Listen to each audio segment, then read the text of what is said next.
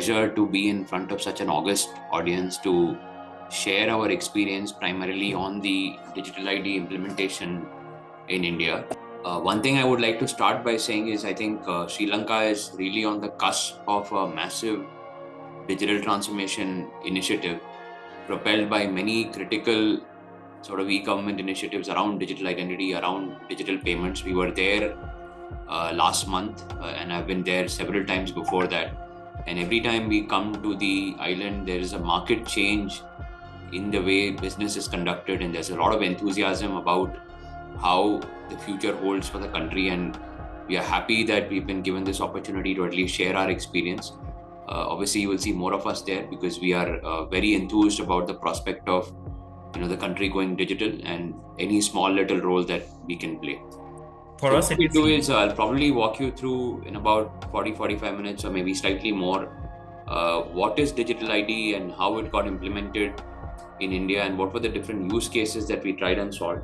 So today the session will be broken into three parts. One is to give you some perspective on what is a digital ID because there are a lot of different interpretations of what it can look like or what it can represent. Why is it really required and what is the transition from the physical ID to the digital ID world and how that's propelling a number of secure digital transformation use cases. Two, building on top of the digital identity, what is now becoming extremely critical is this whole digital public infrastructure, which are a set of foundational services that help any country go completely presenceless, paperless and cashless. And talk about some of the use cases as well, both from an e-government as well as a private sector standpoint.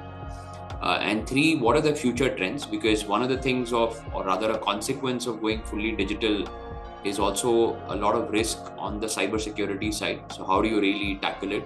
And with newer technologies like generative AI coming into the picture, the whole identity landscape, the security landscape, and the digital landscape is getting disrupted quite rapidly. And how larger companies and how many countries are kind of looking at what are the trends and how do you really kind of look at protecting the digital transformation paradigm.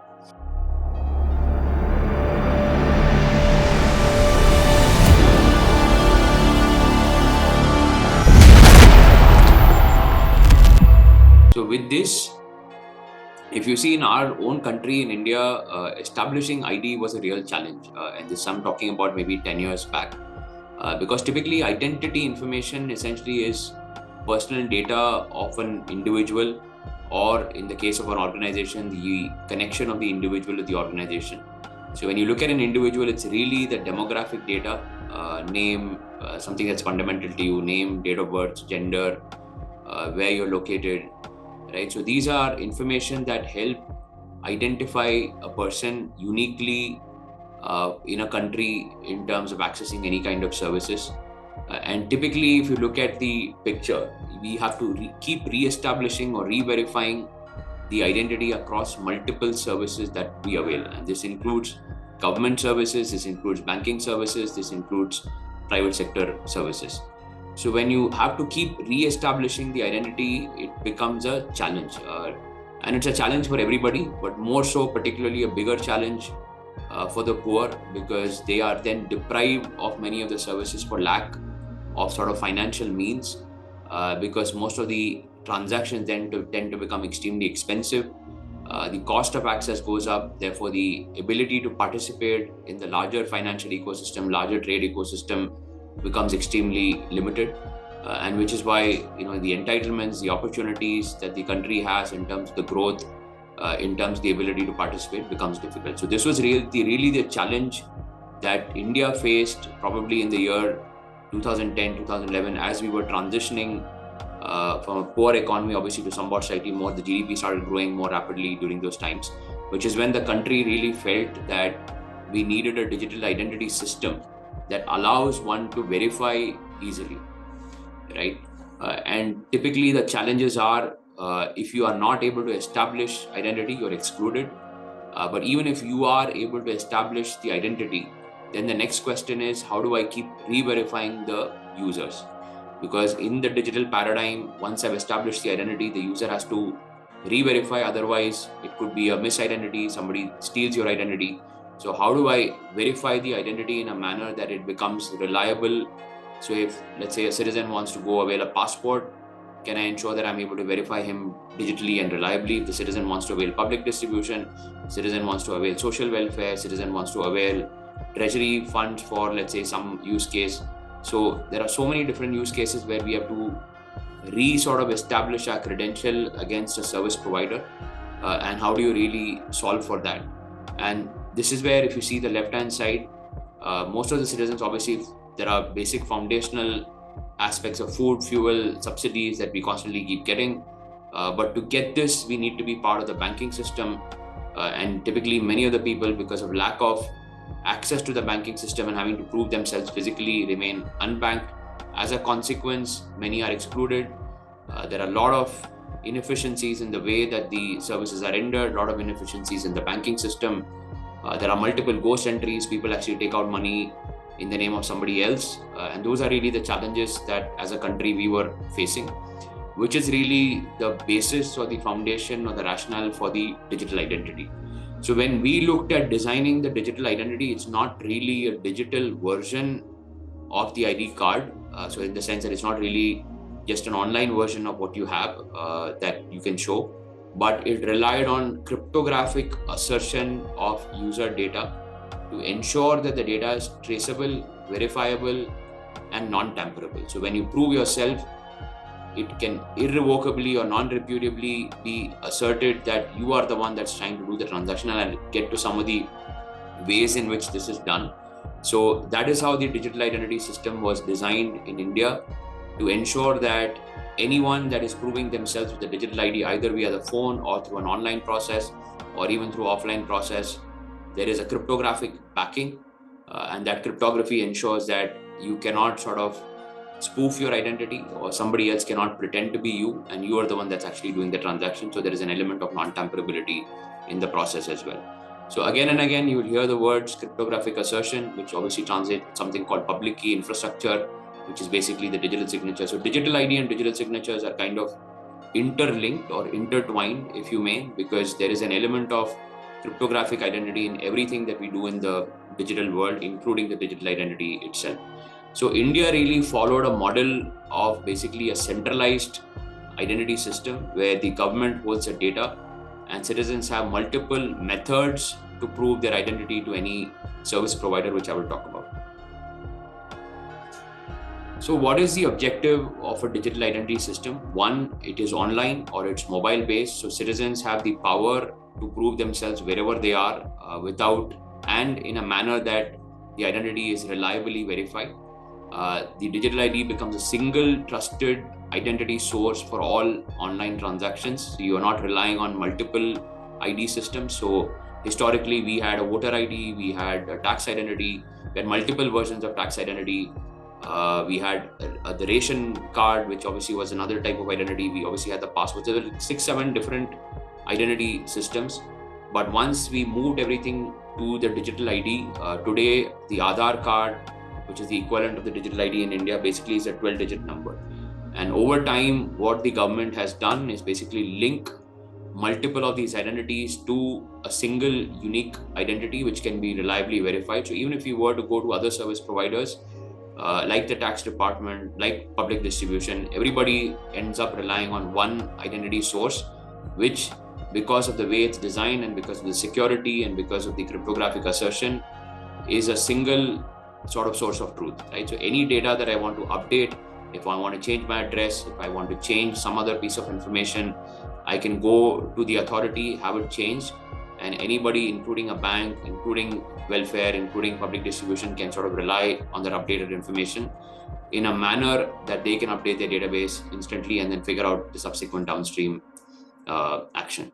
So that is really the key, is the fact that identity, once created, should really allow a unified access based on secure authentication. So some kind of a challenge response where you authenticate against the ID provider, and then the relying parties like any government, banking, or public services can sort of rely on that data. So this is really the fundamental or foundation, is the digital identity must be unique. It must allow easy authentication against the database, As a return, it must sort of send the KYC data to verify that this is indeed the person, which then makes it easy for downstream processing of any kind of transaction or information. One of the offshoots is obviously the digital signature itself, because digital signature historically and even today, for instance, in many countries rely on physical identity verification. And a digital signature, as per the Electronic Transactions Act, for instance, in Sri Lanka, is supposed to be a replacement for a physical or wet signature. But to acquire a digital signature itself, you need to prove your identity, right? Because the signature inherently embeds traceability of the ID data.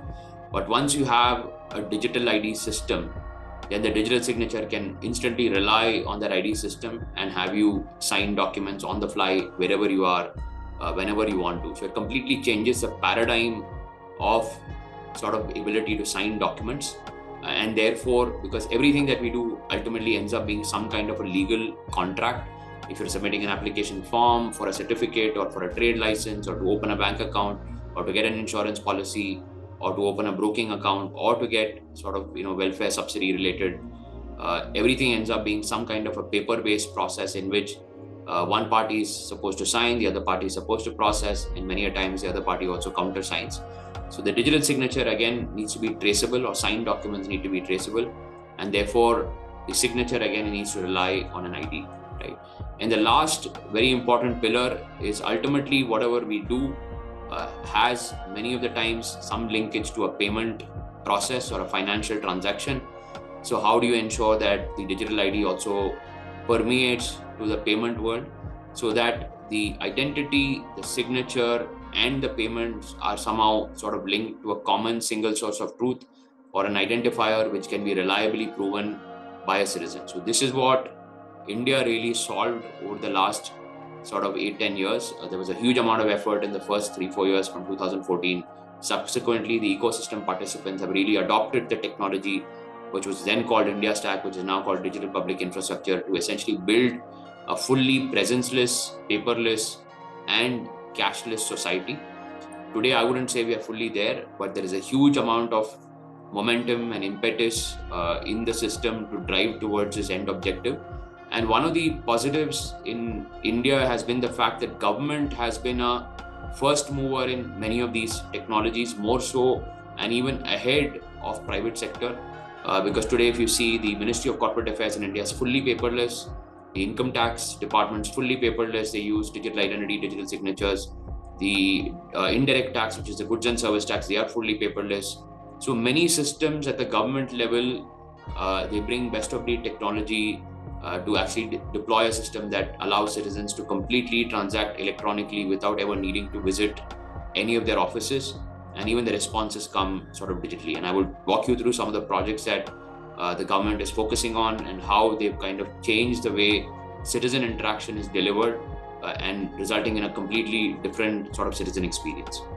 So moving on to digital ID, there are two different models that countries tend to adopt when implementing a digital identity system. And obviously, as you can guess, it's either centralized or decentralized. In a centralized model, it's a single digital identity. The whole ID repository or the data or the register is maintained centrally by a government body, by a government authority. Users then tend to undergo either a mandatory or a voluntary enrollment depending on the use case. So in India, it was all really voluntary, but what the government ended up doing was started linking the digital identity to some critical services like tax, to pensions. So obviously over time, citizens, because of the convenience that the linkage provided, because then they could get an instant sort of disbursement or an instant filing, more and more people ended up sort of signing up for the digital identity system. And over a period of about 3-4 years, the saturation went up, in excess of 99%. So today, everybody has an Aadhaar number that they can use for a whole bunch of services simply because of the convenience that it provides. Once you have the ID registry and once you have obviously the enrollment by citizens done against the identity, then the government systems are all linked to it. So any citizen accessing or availing a service can now easily enter the identity number and authenticate. And I'll tell you the modes of authentication is OTP or a fingerprint or an iris or a face authentication. So everything that you remember or everything that you have as demographic data. And once you're verified, then you have access to the services in an online or an instant kind of real-time manner. So all of this because the citizens have sort of voluntarily enrolled, and at the time of enrollment, the data is verified. The KYC data that comes from the digital ID system is assumed and by legislation given as a reliable KYC. So I can use that KYC to open a bank account. I can use that KYC to get an insurance policy. I can use that KYC to, let's say, get a driving license, or I can even use that KYC to verify myself for information to acquire a passport. So this is one of the models where it's kind of centralized, driven by a government body. They hold the data and then they kind of give access to acquire the data in multiple modes, either through regulated intermediaries or in some cases through sort of direct access directly from the system itself. So India relies on this model, the UAE relies on this model, the Singapore, they also kind of rely on this model where it's typically the immigration department or offshoots or different ministries that have or hold the data. Then there are other models which are more decentralized. This process kind of relies on an existing KYC done by a regulated provider. In many countries, this is the banking system because banks are generally governed by the central bank and there are tighter guidelines in terms of the KYC process that needs to be done. And then there's some sense of interoperability in many of the countries. But here the infrastructure is decentralized. You kind of federate the access to that sort of KYC through some kind of a broker, which is again either owned by the banks or sort of controlled by the banks. So the Nordics is a classic example, the Scandinavian region, where they have a concept called bank ID, where different banks have come together to kind of allow sharing of the KYC data of citizens, right? So these are the different models, centralized, decentralized. Both models exist, but more and more depending on the use case, depending on various dynamics, one or the other models kind of preferred. There's no really pros and cons. The decentralized, obviously, you're kind of relying on an existing KYC already done, whereas centralized, many a times you are having to sort of do a fresh enrollment, primarily because historical data sets or data access or the sanity of data may not be as sort of clean as what's required from a future perspective. And as security paradigms continue to change, you do want to have your citizens kind of re-enroll, maybe their fingerprints or maybe their face, because as you age, obviously characteristics change. So how do you really accommodate those kind of things? The centralized model allows for a single entity to kind of control many of the aspects of the identity itself and how over time the ID evolves. So this is more like an implementation. As you can see, I would leave the picture aside, but the key aspects from the picture is everything is really about security and everything is really about at the back end cryptographic identities, because a digital identity in the digital world is really about ensuring that the properties of who you are, that's your name, your date of birth, your gender, your address, and any other attributes that need to be captured are securely stored, securely accessed, and securely used, which is where everywhere you will see secure hardware, usage of cryptographic sort of functions to ensure that all the data is encrypted and nobody really gets access to it without your specific consent. And even if that access is provided, then the whole sort of transfer of that data is kind of completely secure. So the real end objective of such a digital identity system is to allow users to authenticate against that system and be able to share KYC data. Because without this, the system is probably slightly broken. Because even if you have a central identity repository, but that repository cannot be used for sharing any of the data for whatever reason, then the downstream sort of process transformation then becomes very limited. So in India, what we do is it's simply give your ID number, and then the authority either sort of sends me a one-time password, I enter it, then the relying party like a bank or an insurance can get access to my KYC data. Or if it's a physical sort of transaction and I need to prove where I am, who I am, prove my liveness, then I can do a face authentication. So it's just two steps. It's one, enter your ID number, do a face authentication, and then the authority shares the KYC data. So without sharing of the KYC data, the whole system becomes somewhat less effective, because then the user has to enter all of that data and then there's a lot of back-end matching. The technology then becomes complicated. So while the complexity has to be retained at the core, from a customer standpoint or from a citizen standpoint, from a resident standpoint, it needs to be absolutely easy to use, which means only two things. give me your ID number and authenticate against the system. The system will share some sort of KYC data, which then becomes legal basis for our downstream process to continue processing information about who you are, passport or whatever the service that the citizen wants to avail. Then only the other subsequent downstream processes become kind of easy. Otherwise, if the entry or the access by the citizen or by the resident becomes complicated, then downstream systems then face incrementally more complexity to solve for ease of doing business, ability to go paperless, ability to do presence-less transactions. So with that background about digital identity, why, what are the models, and what sort of the methodology and how public key infrastructure and cryptography play a backing. Now I'll get into the aspects of what India did and where we were maybe a decade back and where we are today, and how we are kind of looking at the future. So if you look at the landscape 10 years back, and this is, I'm saying 2013-14, we had a physical ID. It was not smart. It was just a card. The card could easily be sort of forged. Anybody can prepare a card that looks like an identity document of another person. It had limited use of digital signatures or digital certificates or cryptography. So essentially, we could not really power a presence-less or a paperless society. Everything was manual. Every time you opened a bank account, you would end up submitting documents over and over and over again, right? And many of these documents, again, you have to print. So there's a huge sort of environmental impact and environmental aspect as well. The country was heavy on paper. Even the payment systems were not linked to a single identifier, which meant that everything meant I had to go to the bank to do transfers. There was no instant payment system. And I was in Sri Lanka, and I think India has done interoperability of UPI with the Sri Lankan instant pay system.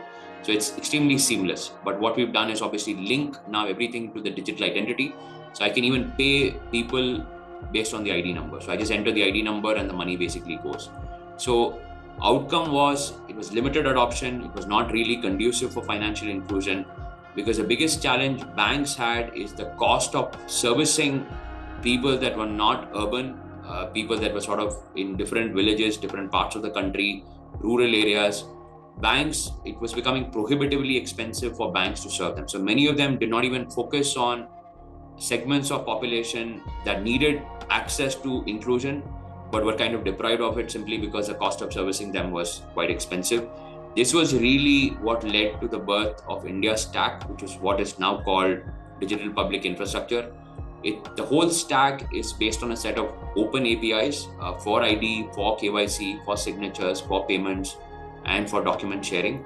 And it was kind of built on this concept of layered innovation, where one foundational service was layered on top of another, which is what you see on the right side. Is the bottommost foundational service is the digital identity. It's the presence-less layer, which, as I said, if anyone wants to share data, they have the ability to do a eKYC against the central authority, and then the relying party can get that data. Then once you've identified, how do you sign? So that's the paperless layer. This is where players like us come in. We plug in to the digital identity system to allow instant online real-time signing. Then we have the payments layer, which is again linked to the digital ID, where you can sort of shoot payments based on the identity. So even subsidies, public distribution, welfare, any kind of bank transfers, you can enter the ID number and the money will basically go based on some authentication. Then the whole data sharing layer, which is what we call DigiLocker, where any kind of data, it could be your mark sheet, it could be your transcript, it could be your employment record, it could be an insurance policy, it could be your driving license, is made available to you through a mobile app, which can then be shared. So if I'm getting a new job at a new company or a new location, and I need to share the mark sheets from my 10th grade, from my 12th grade, from my university, it's all available in my DigiLocker. I can just digitally sign them from the DigiLocker and share it with the prospective employer.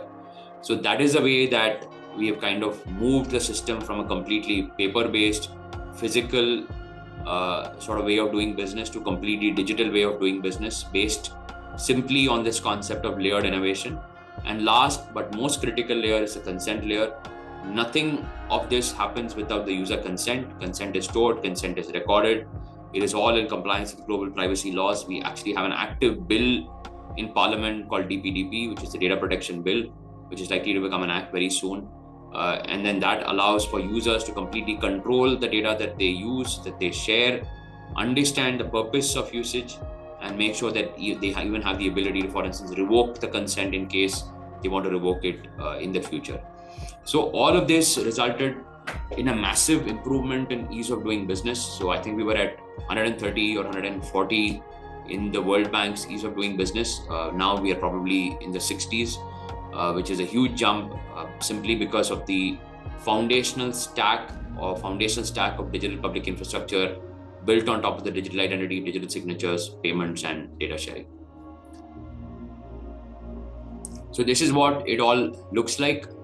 So DPI, or digital public infrastructure, from an Indian context, is really a set of independent innovation layers that connect everything, which is what I just talked about, through a completely open API architecture. So anybody can connect into it. So obviously they have to be regulated to some extent. Otherwise, you have to go through a certain process of accreditation with some regulator for you to have access to the system. But largely, the technology itself is vendor agnostic.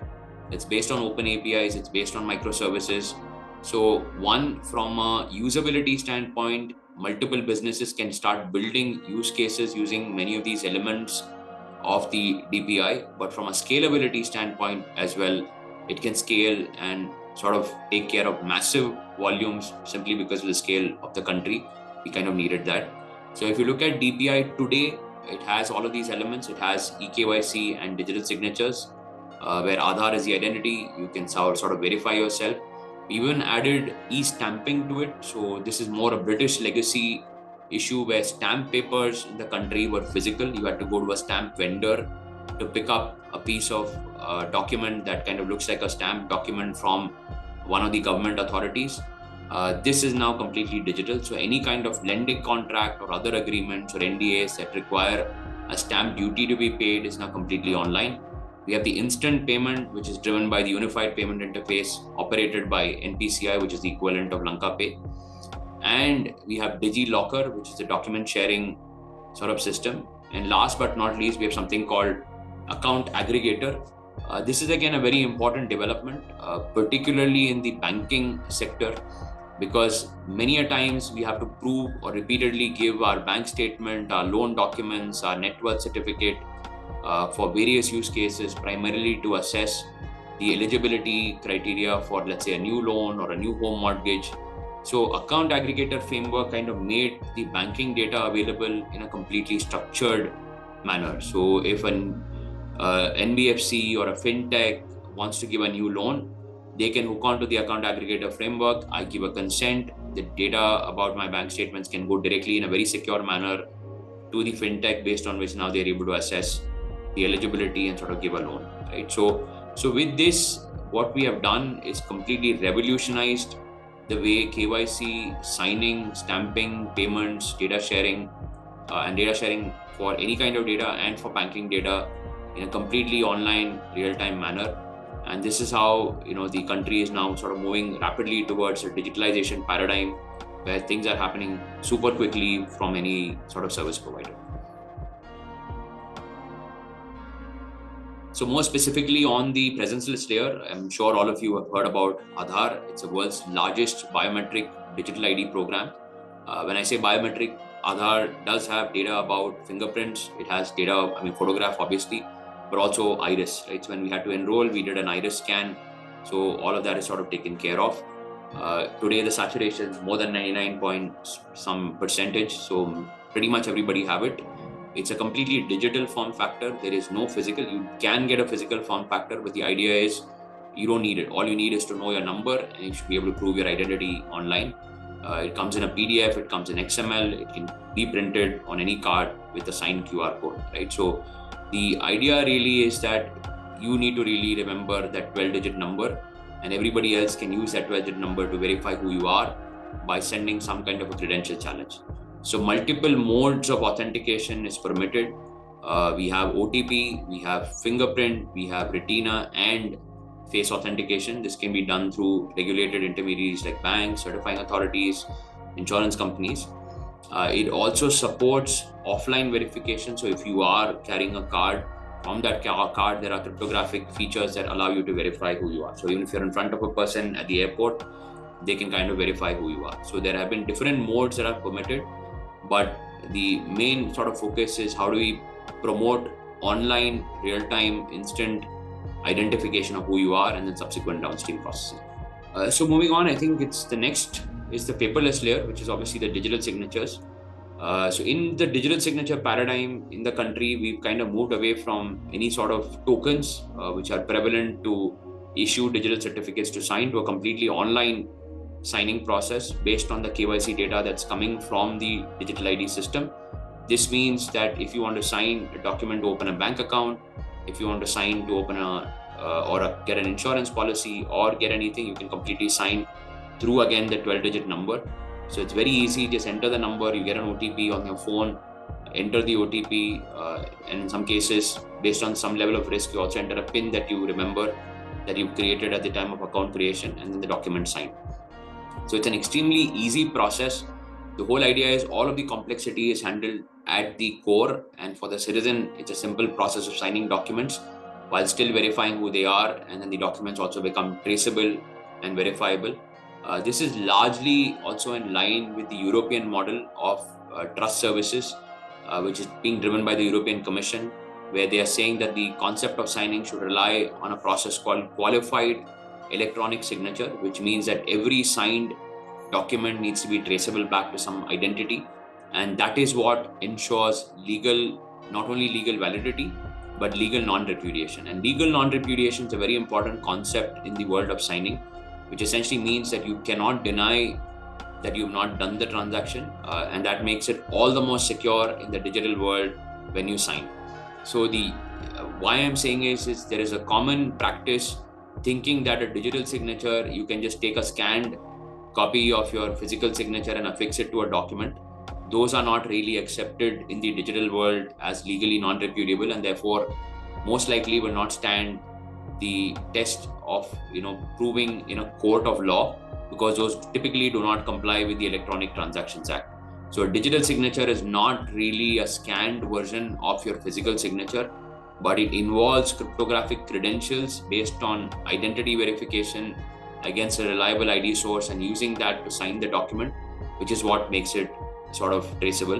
The EU also is imposing over time that anybody that wants to engage in digital transactions with the Union also must be at the same level of security, same level of traceability. So more and more, most countries in the world are putting in place sort of systems, infrastructure to ensure that any kind of signing is ultimately linked back to an identity and not really just a scanned version of your signature, right? And this is what India has done. We've, of course, been slightly ahead of EU because many of the things that they're doing now, we had linked it to the digital identity back in 2015. So ever since then, anybody with the ID number can sign documents instantly online and avail any service. 3 is the payments layer. I will not spend a lot of time because I saw that the instant payment infrastructure is already there. People are able to send money pretty quickly. But again, at the core is a lot of security, which is being driven by public key infrastructure, because typically from a consumer to a bank, you do it through your mobile phone. And then there are a lot of device identifiers that are used to ensure that it is actually coming from the same phone. There is still scope for a lot of security improvements, which is what our central bank has been working on. But more importantly, anything that is bank to bank, interbank payments, interbank settlements largely rely on an extremely secure transmission of data backed by public key infrastructure. In India, once we had the digital identity, the financial switch or the payment systems linked the digital identity to the bank account, which allows then people to sort of send money using the ID number and not necessarily know a bunch of, the code, the SWIFT number or the IBAN or the IFSC number before you're able to move the money. And lastly, the important concept of ability to share data, which is what I talked about, because many a times during the course of our life, we have to share data that we had historically acquired. This includes mark sheets, this includes transcripts, your maybe other types of documents like driving licenses, tax identity, because constantly, not only do we have to verify ourselves, which is eKYC, we also have to prove our credentials on what we've achieved or what we own, right, to various relying parties that use that data for downstream processing. This is what the DigiLocker does. It is again based on a requester issuer model, completely based on open API specifications, where any issuer, could be a bank, could be a government agency, could be a university, can push the data to the DigiLocker based on the ID number, and a requester can also request it based on the ID number, and the user has to give consent on the DigiLocker, and then the respective data and the metadata is shared to the relying party so that they can then process it. So two huge advantages. One, while I verify the data, I also get access to the metadata in a structured data form like JSON, XML, which allows me to also automate my downstream processing if it is a machine-to-machine kind of interaction. So again, there's a linkage to digital identity, and when I share the data to a requester, I also digitally sign to assert that this is actually me that's sharing the data. And based on this, a requester, it could be a tax department or your future employer or a government agency, can now look at the data and do the processing. So all in all, just to sum it up, essentially 4 areas. 1 is the ID, 2 is the signatures, 3 is the payments, and 4 is the data sharing. And this has scaled massively. Some of the statistics you will see, this data is slightly dated. We have 1.4 billion digital ID enrollments, almost 125 billion authentications, more than 300 million bank accounts based on Aadhaar, simply based on the Aadhaar, without needing to do other sort of physical verification. Close to 600 million signatures, 300 billion digital payments, and 6 billion digital documents issued. So obviously it's a country of scale. We have a lot of people, but I'm just telling you that more from the perspective of adoption, the technology has simplified the lives of people so much that it's almost natural now for people to adopt the digital way of doing things, and nobody really does anything physically. So there's a lot of concern typically about digital adoption, saying what is going to happen to my data, right? Who is holding it? Who is owning it? What are the downstream uses of it?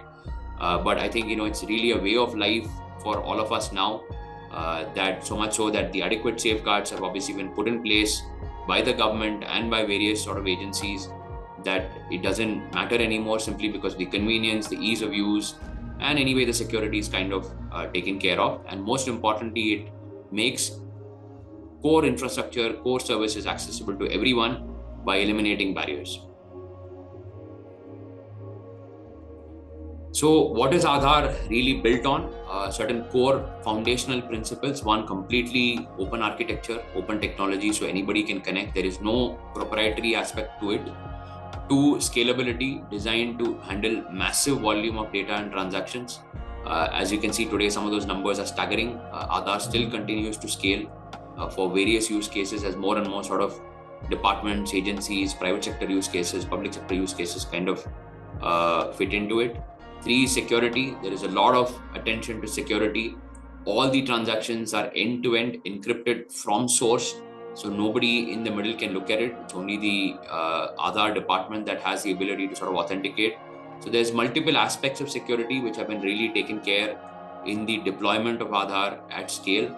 And lastly, privacy, right? So we do have an active privacy bill, but even without it, there's a huge focus on privacy, consent, usage of consent to capture data, what you can store, what you can't store from an entity perspective, right? Watch public data. So there is an Aadhaar Act itself that's governing the usage of the number, and not only the usage of the number, but also the associated KYC data and how it should be stored, how it should be processed, how it should be kept. There's fairly detailed and elaborate guidelines and regulations, and obviously penal provisions on misuse of the data. So with that background in mind, now you have, I think, a sense of the digital ID, the digital signature, and digital payments. Now let's come to the commercial side or the business side of it. So this is where it's important to get an understanding of perspective of digital transformation. So if you look at any entity, and these days governments typically also try and behave like private sector entities, because they do have an obligation to deliver quicker, cheaper, easier access to services to citizens and achieve scale, achieve competitive differentiation. Obviously for an entity, it's more within the country, but for governments, it's across countries. So how do you competitively differentiate and bring more trade, more investments into the country? And lastly, achieve or accomplish operational efficiency. All of this translates into 3 things. 1, better customer experience, ability to launch new products and services, and 3, process optimization. this has to be built on a foundation of the layered innovation stack, which I told you about, which is payments, trust, signatures, and identity, while keeping the data privacy in mind. Right? So for every business, this becomes critical because this is how they can scale. For every country, it becomes critical because this is how you differentiate and compete against other global players. So in India, what we did is we came up with a concept called mission mode projects. This is a set of 44 different projects that cut across center, state, across every key aspect of government to citizen delivery of services. And as you can see, some of these you may be also able to relate to the local equivalent ministries. So we have e-office, judiciary, which is e-courts, land records, transport, police, e-district, agriculture. So all of these have some element of sort of digitalization as part of their program. And you can see the color codes. Green means they are more or less digital. Pink means somewhat digital. Orange ones are early stages, right? So this was the sort of the plan maybe 10 years back to give you a sense of where we were with digitalization. And this still continues to a plan in terms of the digitalization sort of program or the agenda for the government. And many of these, the whole idea was how do we make the citizen interaction completely seamless so that they don't probably in many cases have to visit even an office, but can do it online from the comfort of their home, using the digital ID to verify, using digital signatures to sign, and using digital payments to kind of receive any benefit that they're supposed to receive. So similarly, equivalent projects can be probably identified. And if you look at any of these projects, the technology enablement layer largely relies on 4 steps. One, how do you reliably identify the citizen or resident that's availing the service? Obviously, linkage to digital ID. How do you accept a digitally signed submission of an application form or any kind of paperwork requesting for a service delivery? 3, solving for the internal government workflow to process the request, because there may be multiple layers of approval, getting data from third parties. There could be systems, it could be manual. So how do you technologically enable that? And lastly, government officials digitally signing the response and sending it through an online channel to the citizen email. It could be phone, it could be other means of sort of delivering once a service is fulfilled. These are largely the steps in any of the common sort of processes where citizens are sort of requesting a service and government supposed to deliver a certificate or a request. And an efficiently implemented system where it is fully technologically enabled, where you're relying on the digital ID, signatures, and payments, can pretty much reduce the turnaround times by 80-90%. This is based on common experience. The process of applying for a loan used to take several weeks. Today, it is online instant and less than maybe 5 minutes, 10 minutes. So, or process of applying, for instance, for an encumbrance certificate with the land department in many of the states used to take weeks. Now it is a matter of days. Doing things with the passport office in India is a completely online process. Again, what used to take probably several days or weeks is now done within 1-2 days. Right? So you get a new passport extremely quickly. So that is to the extent of transformation possible, is if there is judicious thought applied to how the workflow can be online and how citizens can submit documents online and receive the service delivery online. You can see a massive transformation in the way things are getting done from a government perspective and from a private sector perspective. So one example is the Ministry of Social Welfare, where we recently did a project. This is the government of Karnataka, the state where I'm currently. They are responsible for scholarships, grants, and issuance of certificates also to students, which involve enormous paperwork. And some of the key problems faced by the citizens and the government is huge delay in processing as a result of extensive paperwork and the need to move physical files from one location to another. And typically, if there are disjointed offices in different places, there's also a physical aspect of having the files being moved physically from one location to another, or using some kind of a postal service to do that. Many a times, it has resulted in files getting lost and huge lack of traceability in applications submitted by citizens because there's no ability to sort of figure it out and maintain an electronic system where this can be managed. And lastly, huge costs associated with processing paperwork, logistics, storage, archival, retrieval in the future in case of any issue. So to solve this, we had worked with them to kind of integrate multiple capabilities, which was outlined in the previous slide, of enabling digital ID based verification, enabling online workflows, enabling signatures, and integration into DigiLocker, and hosting all of this on cloud for scalability. This effectively completely streamlined, where now it's a completely online process for submitting applications and receiving many types of certificates. This also positioned the government as a completely pro-technology and pro-citizen with a service focus, and significantly reduced the costs associated with processing paperwork. Not to say that a lot less complaints, lesser compliance, lesser overheads in terms of future traceability of documents. So this is a simple process. So citizen goes, they have the access to the forms, they fill out the forms, they are verified through the digital ID backbone, they sign the documents using the digital ID. Once it comes, then there is a queue that's basically set up for the government officers to process. There are linkages done to other services to fetch certain piece of information. And once everything is done, the officer basically digitally signs the response, and then it's pushed to the citizen based on sort of email and SMS, and then the citizen can access, download it, print it, and every time they print it, there's also a QR code attached. So the paper also can be physically verified through a QR code scanner via an electronic methodology to make sure that it's not tampered. So there's a lot of, while we did this process more from a process optimization, from a digital transformation perspective, there's a lot of security features also embedded, because everything is digitally signed, there's verifiability back to the digital identity.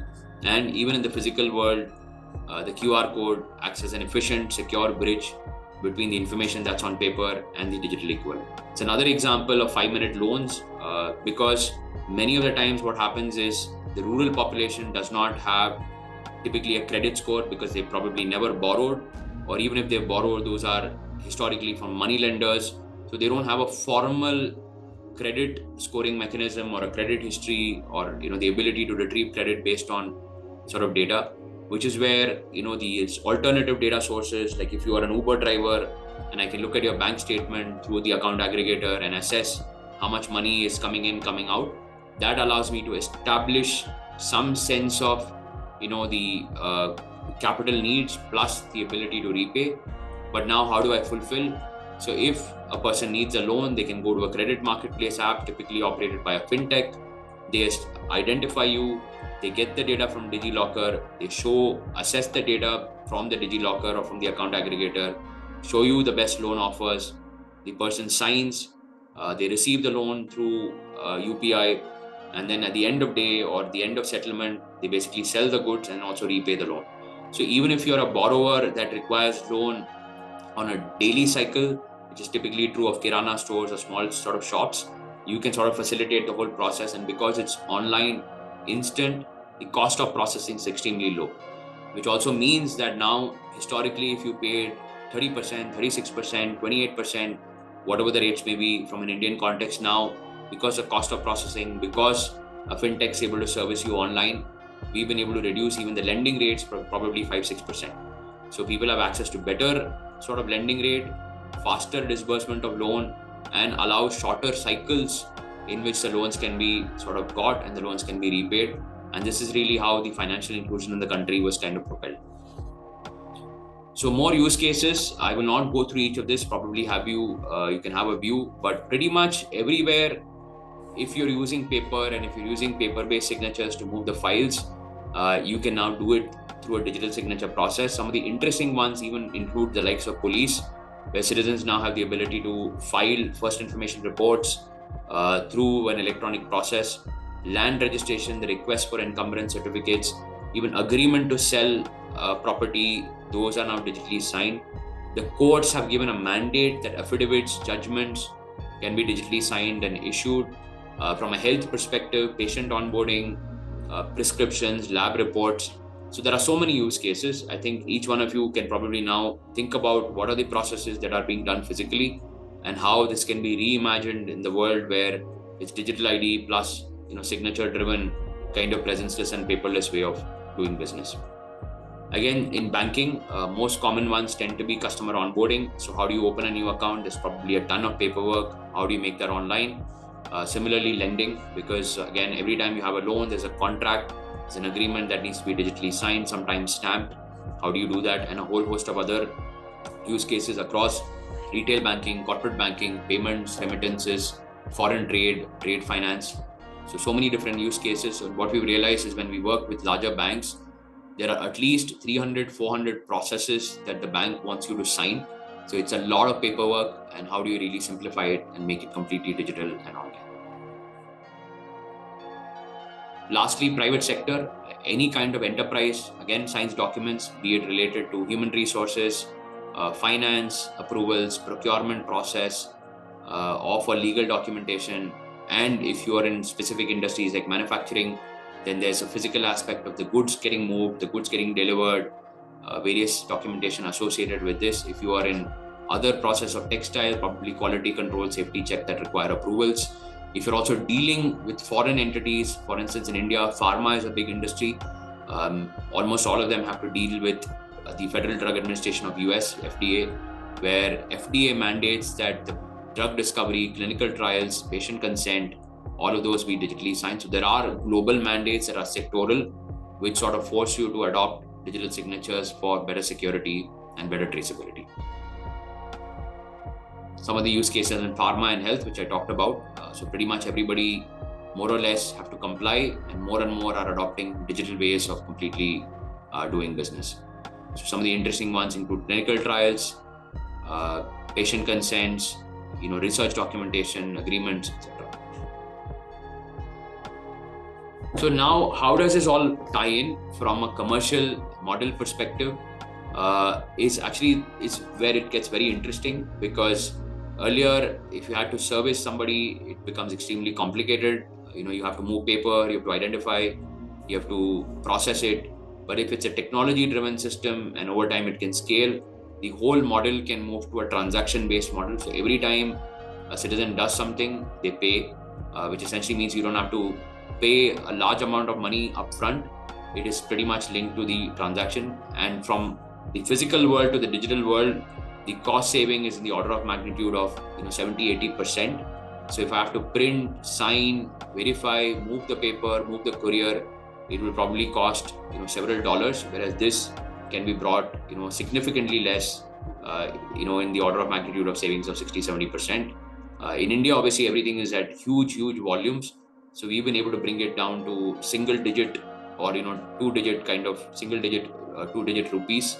So 10 rupees, 20 rupees, 30 rupees for transactions that need to flow through digital. But all of these also correspond to massive volumes. So it's really a play of technology infrastructure versus digitalization. But even otherwise, there is huge savings that is possible, where the ecosystem can survive, in the sense that revenue models can be built and ecosystem participants that include the technology provider, the digital ID provider, and let's say somebody that operates a signature and payment infrastructure can build sustainable and successful businesses that can then contribute to the growth of a secure and efficient digital economy.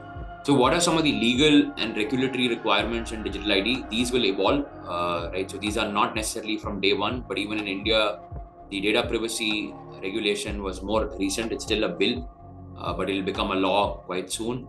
We have a lot of security standards that are more specific and global compliances that we need to meet. These include ISO standards as well as NIST frameworks.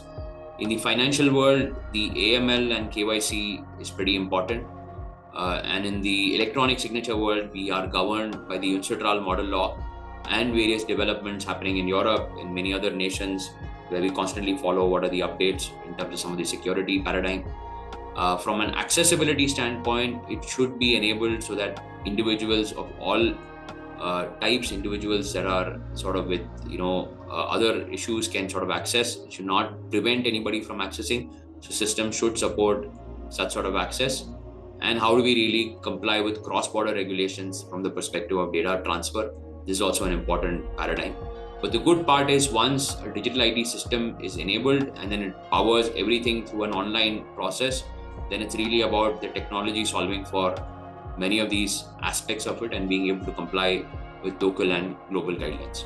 So this is where public key infrastructure plays a critical role in 4 areas. 1, how do you establish trust and identity. So your digital ID, how can it be trusted? How can it be proven that you are who you are that's doing the transaction? And even digital signatures, how do you make it traceable? How do you make it legally valid, legally non-repudiable, and ensure integrity of the transaction? Third very important thing is ensuring interoperability. Sort of global standards support interoperability already. So there should be sort of a push towards standardization and not necessarily any specific vendor lock-in, because then only the ecosystem can grow. And if one provider chooses or voluntarily or mandatorily not to continue a business, other providers are anyway able to sort of continue because of interoperability.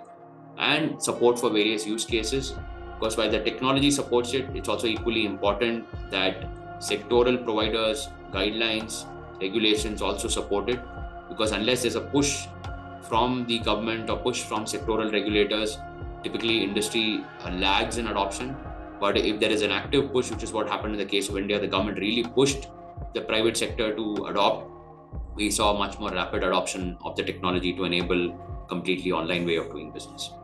So what is the way forward? I think government and pretty much all of you that's joined on this have a very critical role in driving. One, how do you really roll out the digital ID, which is anyway, I think, a project that's very active, but also the legislation around acceptance of digital ID. Typically, there tends to be a lag between the issuance and acceptance, and this is more, as I said, guideline or legislation driven. If there are active guidances or notes to support the acceptance of digital ID and its usage, then it becomes much more quicker. The usage of the ID signatures to enable presenceless, paperless way of doing business. This typically is done in two ways, either through a mandate or a first adoption, voluntary adoption by one sector or one industry or one customer. Then obviously everybody is forced to adopt simply because now one person is offering a much better experience. 3, interoperability is big, so push towards standardization and more open architecture rather than closed architecture. 4, again pretty critical, is to have levels of assurance on the level of verification of digital ID, because if you are capturing mobile number, fingerprint and iris and face, there may be different use cases which may be more relevant for different types of authentication. And then how do you define what is relevant for which? For instance, if it's a large value fund transfer, maybe you want to do it through a face authentication, or maybe it's through a secure public key infrastructure based authentication, or through multiple types of TOTP. But if it's somebody proving their liveness at home, probably it can be for a simpler use case, probably it can be through face authentication. Right? So different use cases that may be more relevant for different usage of the technology behind the digital ID. Next is also kind of interesting in the sense that while you establish identity for individuals, which are more natural persons, the legal person or the person acting in the capacity of an organization also is critical. So that also needs to go online for businesses, small and medium businesses, which are typically the cornerstone for any country to be able to participate and trade efficiently. So that system also has to be thought through, is how the legal and natural person will be linked, so that not only can he act in the capacity of an individual, but also act in the capacity of the organization that he represents, and how that can be also made fully digital and online. And then rest are more kind of outreach. One is obviously privacy regulations, but more regulatory engagements with sectoral stakeholders to drive the usage of the technology. So what are the future trends? So as we sort of saw, we've come from a paradigm where everything was physical to a paradigm where everything is digital, but now moving to a paradigm where everything has become secure in digital transformation. In this, the world of digital transformation will need to meet what is now being seen as a world of zero trust, because the security paradigm is changing quite rapidly. So as you move digital, so will be the risk of cyber threats, data breaches, ransomware, malware, and all of these different types of attacks, because data is a new oil, and anyone holding data has a lot of power, and they're able to reap a lot of benefits. So how do you marry digital transformation with zero trust? And zero trust is essentially based on this principle of never trust, always verify. In this context, digital identity obviously is becoming the bedrock of secure digital transformation. But while you move digital with the digital ID, with the signatures, with the data sharing, with all of this data, there has to be parallelly huge focus on cybersecurity, and necessarily guidelines must evolve on how the data is processed, how the data is used, how the data is stored, how do you identify, how do you authenticate. All of this has to evolve for critical use cases, both from a government and banking and private sector standpoint. Because what's really happening is the threats that are emerging from new technologies like quantum computing. You would have probably read articles just, I think, yesterday or day before from Microsoft. They made significant advancements in quantum computing. The world of Gen AI, the likes of OpenAI, etc., working on a lot of algorithms, a lot of behind the scenes foundational models, which can possibly be available both to good and bad actors. So if it's available to bad actors, then the ID space, deep fakes, etc., become a huge problem. The world of encryption itself is changing because quantum computers can crack open existing encryption schemes. So while the digitalization program evolves, so must a program on cybersecurity, which essentially keeps in mind futuristic aspects of the evolution of technology in quantum, in Gen AI, in encryption, and how do you really solve for it for mission critical kind of use cases, right?